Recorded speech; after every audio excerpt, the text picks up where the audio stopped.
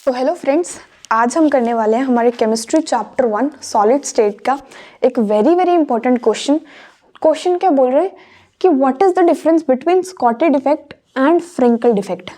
तो चलो देखते हैं।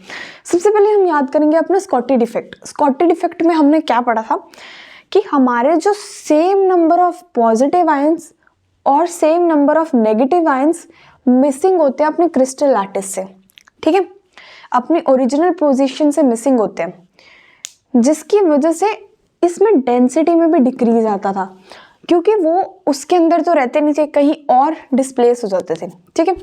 तो वहीं हम बोल सकते हैं कि सबसे पहला पॉइंट हो जाएगा हमारा कि in this defect it decreases the density of the crystal lattice.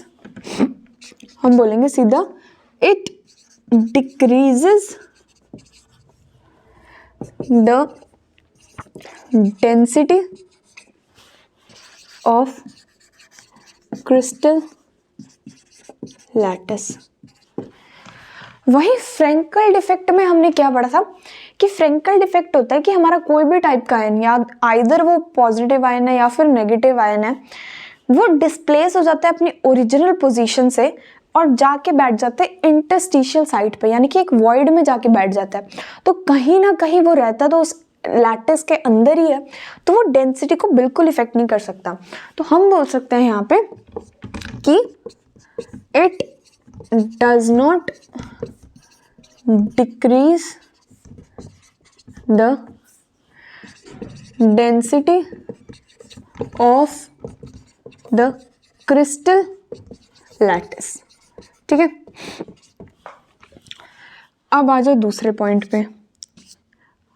तो दूसरे पॉइंट में हम बोलेंगे कि हमने कहीं ना कहीं देखा था कि स्कॉटी डिफेक्ट अकर होने के लिए ना हमें कोऑर्डिनेशन नंबर हाई चाहिए होता है। तो हम लिखेंगे कि it occurs in compound, it occurs in compound having high coordination number।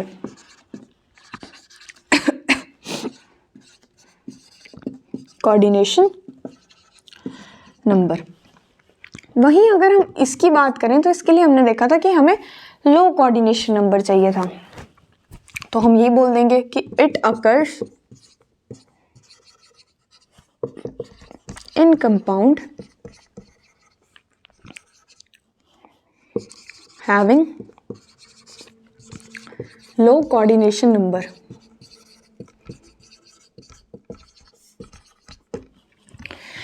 तीसरा पॉइंट हमने कहीं ना कहीं देखा था कि इसमें हमें पॉजिटिव आयंस और नेगेटिव आयंस का साइज सिमिलर होता था, ठीक है। तो इसको हम लिखेंगे कि it occurs in the compound in which cation and anion are of similar size. सीधा लिखो, anions and cations should be of similar sizes, ठीक है। वहीं पे हमने इसमें बात की थी कि इसमें हमारे कैटायन और अनायन के साइज में एक लार्ज डिफरेंस होता था। तो हम बोल सकते हैं कि it occurs in the compound in which cation and anion differ in their size to a large extent। यानी कि हम बोल सकते हैं anions and cations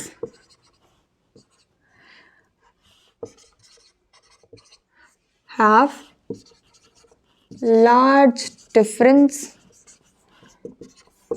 in their size।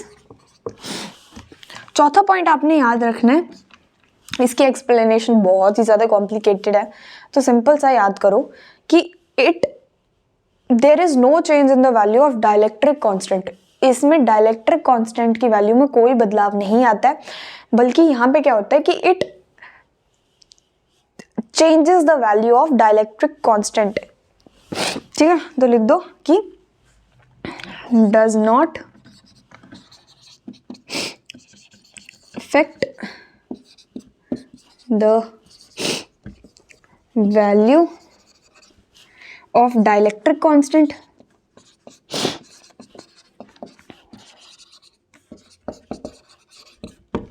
वहीं पे इसमें क्या है कि ये ना डाइलेक्ट्रिक कांस्टेंट की वैल्यू को ग्रेटर कर देता है, यानी कि जितनी होती है ना उसको इंक्रीज कर देता है।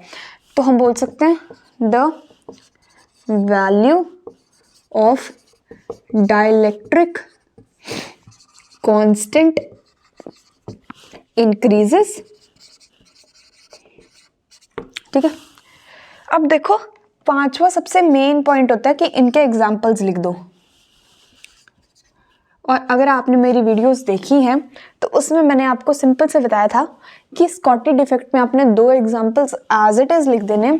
सबसे पहले लिखो NaCl, दूसरा लिख दो KCl। ठीक है, वैसे और भी होते हैं जैसे कि KBr होता है, बट दो याद रखो NaCl और KCl। वही फ्रेंकल डिफेक्ट में हमने याद किया था कि हमारे एग्जाम्पल होते हैं AgCl और AgBr। तो यही था हमारा difference between the Schottky defect and Frenkel defect. I hope you understand. Thank you so much for watching.